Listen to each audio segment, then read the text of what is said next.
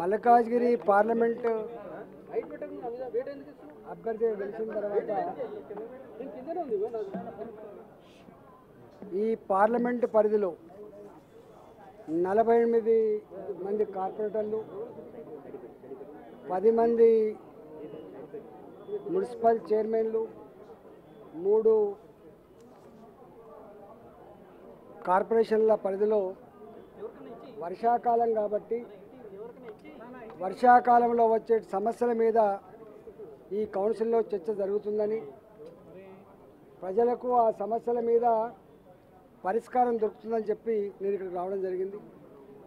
కానీ కౌన్సిల్ తీరు చూసిన తర్వాత కాంగ్రెస్ పార్టీకి ప్రజల సమస్యలు, వర్షాకాలంలో వచ్చేటువంటి సమస్యలు పరిష్కరించాలనే కోణం కంటే కూడా రాజకీయ కోణం ఎక్కువ కనబడతా ఉంది.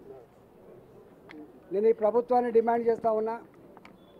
గత 6 నెలలుగా 7 నెలలుగా మేము తీక్షణంగా చూస్తూ ఉన్నాం.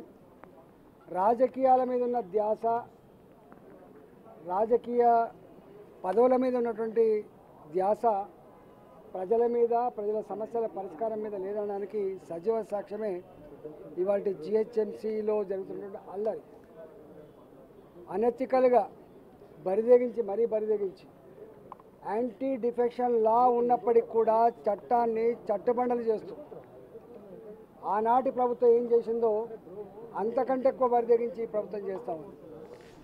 ఇవాళ కనీసం 2/3 మెర్జ్ కాకుండా 2/3 సంఖ్య లేకుండా మెర్జ్ అయ్యేటువంటి ఆస్కారం లేకపోయినప్పటికీ కూడా ఇద్దరి కండగప్పుడు, ముగ్గురు కండగప్పుడు, మేరే రాత్రి కండువ కప్పేటువంటి నీచమైన పద్ధతి ఉంది.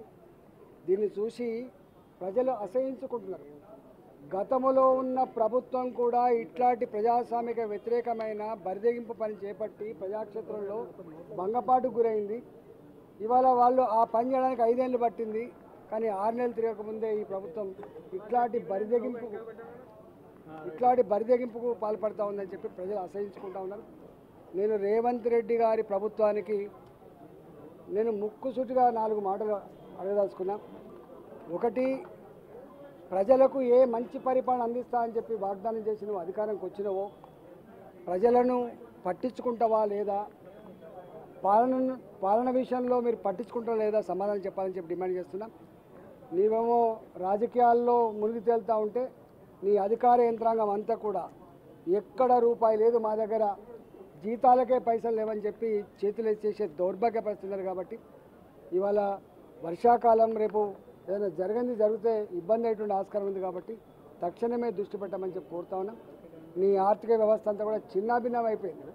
ఇవాళ మున్సిపాలిటీలో కావచ్చు, గ్రామ పంచాయతీలో కావచ్చు, చిన్న వర్కులు చేసే వాళ్ళకు కూడా బిల్లులు రాకపోతే బ్రోకర్ల వెంటపడి, పైరవికారుల వెంటపడి 8%, 9% డబ్బులు ముందస్తుగా చెల్లించుకున్నా కూడా 2 ఏళ్ళుగా 3 ఏళ్ళుగా బిల్లు రాని పరిస్థితి చూస్తూ ఉన్నాం. కాబట్టి ఇవాళ ఒక్క మాట చెప్పాలంటే ఇంత దారుణంగా ఉంటుందా అని తెలంగాణ రాష్ట్రాన్ని తెచ్చుకున్నది ఇంత దారుణమైన పరిస్థితి ఎదుర్కొంటామని చెప్పి ఎక్స్పెక్ట్ చేయలేదని చెప్పి బాధపడే పరిస్థితి వచ్చింది. కాబట్టి ఇవాళ ఆ ప్రభుత్వం మీద విసుగు చెంది ఆ ప్రభుత్వం మీద వాళ్లకు ఒక ద్వేషంతో ఇలా ఈ ప్రభుత్వం తెచ్చుకుంటే 6 నెలల కాలంలోనే ప్రజాక్షేత్రంలో అబాసుపాలైపోయి అంతకంటే దుర్మార్గమైన పరిపాలన అని చెప్పి అంటూ ఉన్నారు. కాబట్టి ఇప్పటికైనా జ్ఞానోదయం తెచ్చుకొని బాధ్యతాయుతంగా ప్రజల సమస్య మీద దృష్టి పెట్టమని, ఇవాళ మరీ ముఖ్యంగా జిహెచ్ఎంసీ పరిధిలో ఉన్నటువంటి తాగునీళ్ళ సమస్య కావచ్చు, డ్రైనేజ్ సమస్య కావచ్చు, రేపు వర్షాలు బాగా పడితే రెయిన్ వాటర్ సమస్య కావచ్చు, అదేవిధంగా రోడ్ల సమస్య కావచ్చు, ఈగల సమస్య, దోమల సమస్య కావచ్చు, చెరువులన్నీ కూడా మురికి కూపాలుగా మారిపోయిన సమస్య కావచ్చు. ఈ సమస్యల మీద దృష్టి పెట్టమని చెప్పి మున్సిపల్